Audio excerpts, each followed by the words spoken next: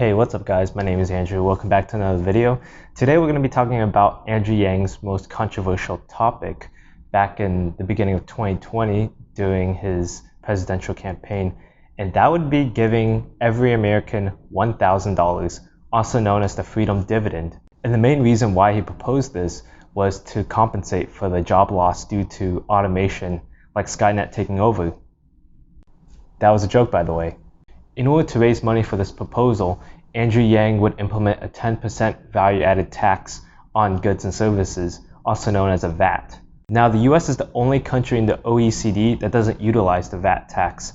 So this is how Andrew Yang proposes the VAT tax, and let's look at a basic supply chain.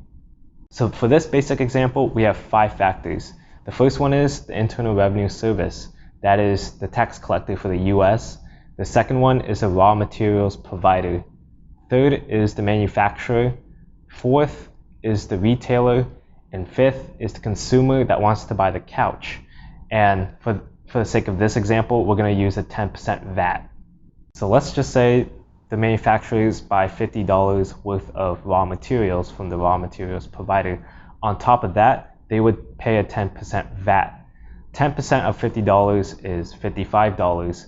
So the manufacturers would have to pay $55 to the raw materials provider. In return, the raw material providers have to pay $5 to the IRS. Next, the retailer wants to buy $170 worth of manufactured couches from the manufacturer.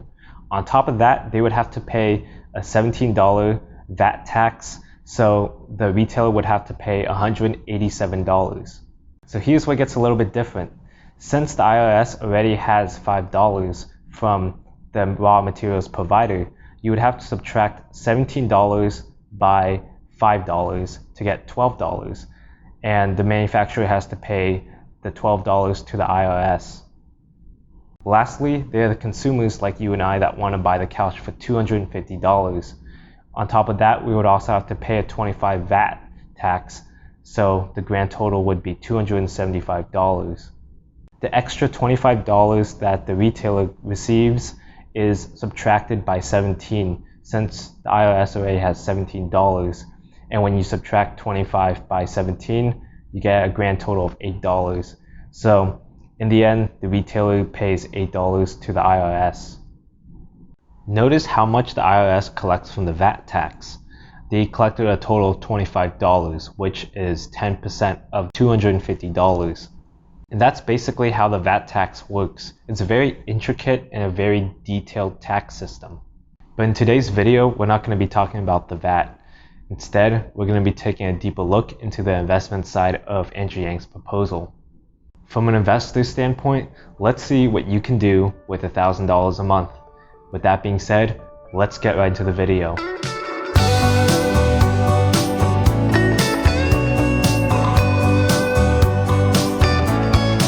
So with $1,000 a month, what can that really get you?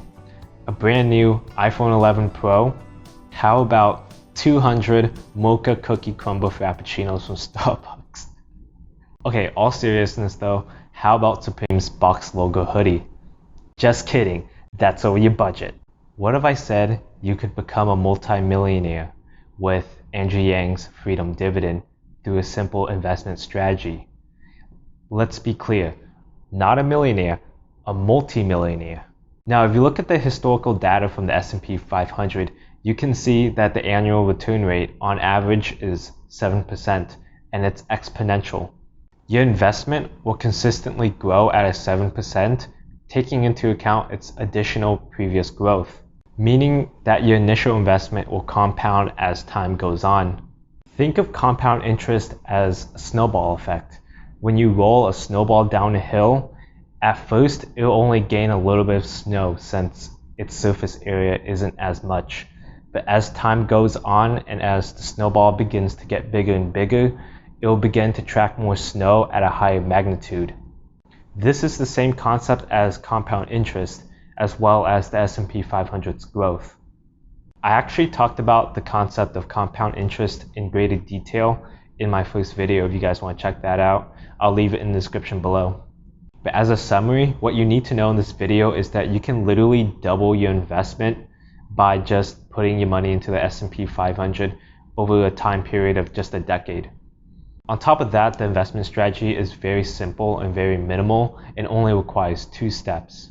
The first step is buy an index fund, which you can do through Vanguard and Fidelity, or an ETF from any trading platform that tracks the S&P 500. And the second step is don't sell it.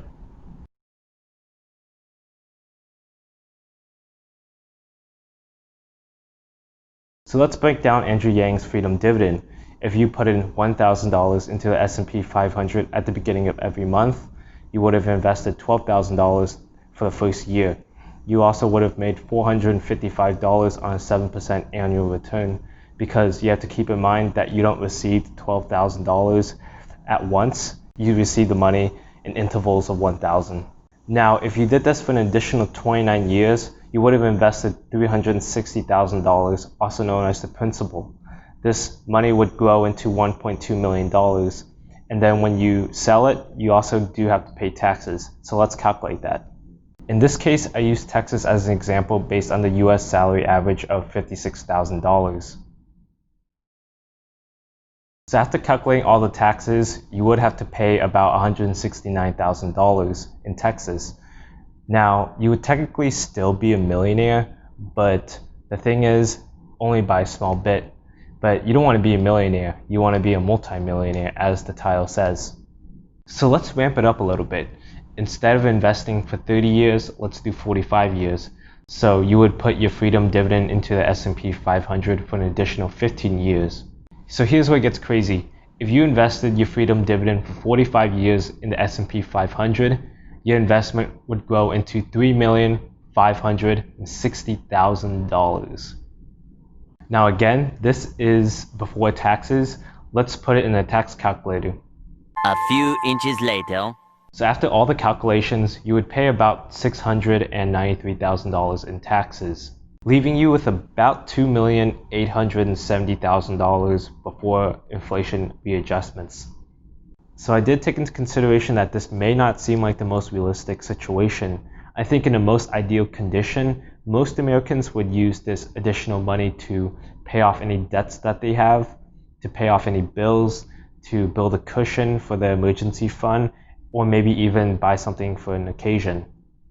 I think the biggest flaw with Andrew Yang's Freedom Dividend is that by giving Americans $12,000 every year, Americans that can sustain themselves already can just use this money to invest into the S&P 500 and become multimillionaires.